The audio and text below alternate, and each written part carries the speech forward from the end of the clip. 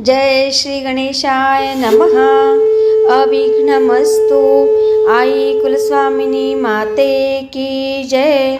जय श्री गुरुदत्त श्री स्वामी समर्थ महाराज की जय।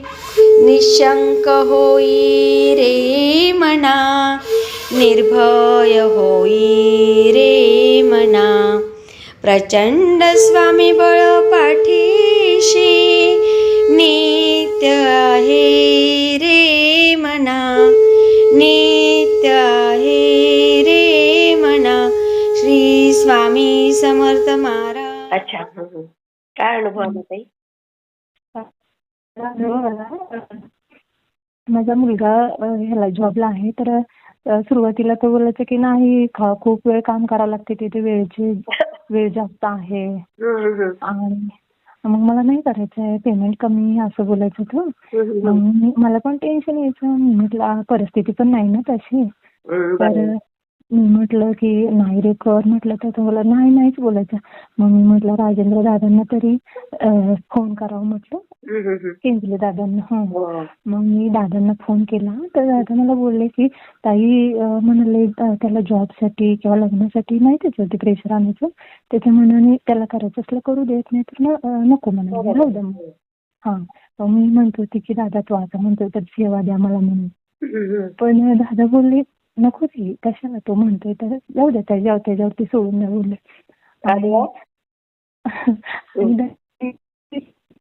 म्हणजे त्यांना माहिती असं सगळं माहिती आहे ना.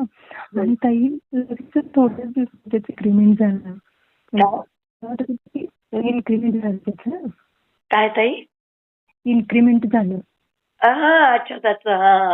आणि त्याला वाटायचं एवढा वेळ काम जास्त करतोय आणि इन्क्रीमेंट नाहीये, कमी एवढा पगार. पण बघा ना, दादांशी फक्त बोललं तरी प्रॉब्लेम सॉल्व्ह झाला. फक्त फोनवर बोललं तरी. बघा, खरंच कमाल ना. हो, असे खूप सारे अनुभव आहेत की दादांशी बोललं की नाही, पण सेवा पण नाही चालू केली तोपर्यंत प्रॉब्लेम सॉल्व्ह झालेला आहे. अरे वा, एवढी स्वामींची कृपा बघा. अजून काय होतं प्रॉब्लेम? नाही, आणि एक माझ्या बहिणीच्या मुलीचं आहे ताई, तर ती पण सांगत होती तिची सासू पण तिला खूप त्रास द्यायची, खूप भांडणं व्हायची, ती रडायची. मग ती बोलली की तिला वाटलं की दादांना आता कॉल करावं, म्हणून दादांनी केंजले दादांना फोन केला आणि दादांनी सांगितलं तिला 11 वेळा तारक मंत्र बोलले. मी तारक मंत्राचं पाणी दे बोलले. आता ती बोलली की दादा हे बोलत पण नाही आणि कशी पाणी देणार, म्हणजे काही येत नाही बोलत नाही, तर मी कशी पाणी देणार बोलला. तर दादा बोलले अगं तायडे म्हणाले काही नाही, तू कर तरी म्हणाले. आणि ताई फक्त फोनवर बोलले ना तरी त्या सासूबाई बोलायला लागल्या, म्हणजे अजून सेवा चालू केली नव्हती ताई.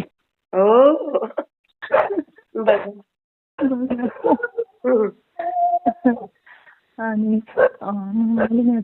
तिला 11 वेळा तारक मंत्र बोलून ते द्यायला तीर्थ द्यायला सांगितलं होतं, आणि गुरुचरित्राचं दुर्गा सप्तशतीचं 3 पाठ करायला सांगितलं होतं तिला.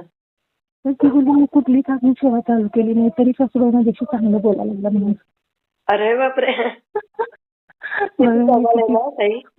ना दादांशी फक्त बोललं तरी काही सेवा करायच्या अगोदरच. मुलगी जवळच असते का तुमच्या बाजूला? हो. अच्छा. माझ्या बहिणीच्या मुलीचं आहे ते ताई.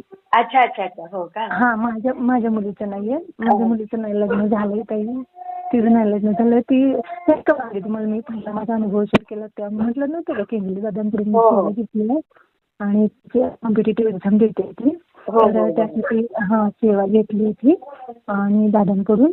तर दादा बोलले होते म्हणून 2 एक्झाम दिले तिने. अरे वा. रिझल्ट बाकी आहेत, त्याची वाट बघते. सेवा करू नका फक्त. सेवा करतोय आम्ही.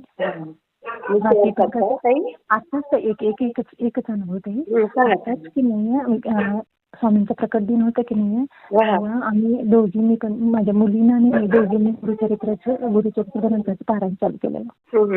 आणि चालू केलं आणि म्हणजे ग्रंथाचं पारायण चालू असताना एक दिवशी काही आमचं म्हणजे सकाळी आम्ही पहाटे लवकर उठून वाचायचो आणि नंतर एक दिवस आम्ही बसलेलो संध्याकाळच्या वेळेस बाहेर, हा. हॉलमध्ये आणि इतका सुगंध सुटला ना ताई, खूप खूप सुगंध सुटला ना. म्हणजे आता संध्याकाळची वेळ म्हटलं कोणी अगरबत्ती तर आता कोण आहे तर गावाकडे असल्यामुळे काही हे नाही ना, घराजवळ नाहीये हो हो हो. आणि मंदिर असं नाहीये. तर म्हटलं अगरबत्तीचं कसं काय वास येते.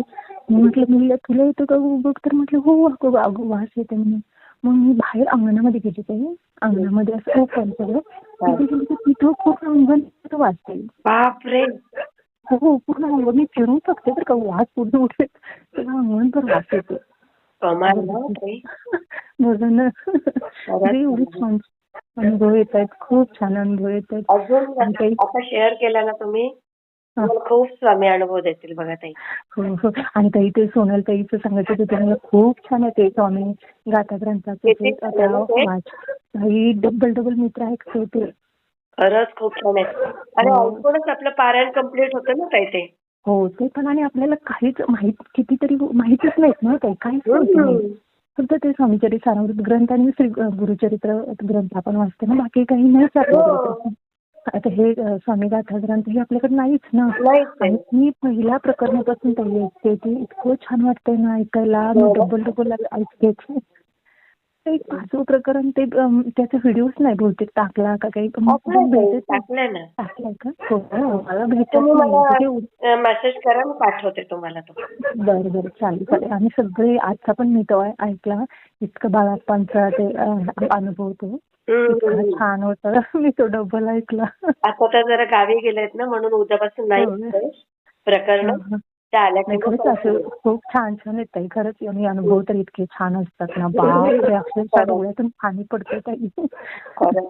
ऐकताना. हो हो. मी शेअर करते. हो चालेल. श्री स्वामी समर्थ. ते मला कमेंटमध्ये नक्की सांगा. आणि व्हिडिओ आवडला असेल तर लाईक, शेअर आणि सबस्क्राईब करायला विसरू नका.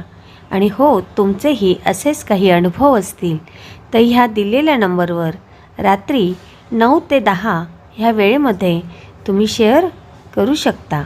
श्री स्वामी समर्थ. श्री स्वामी समर्थ. श्री स्वामी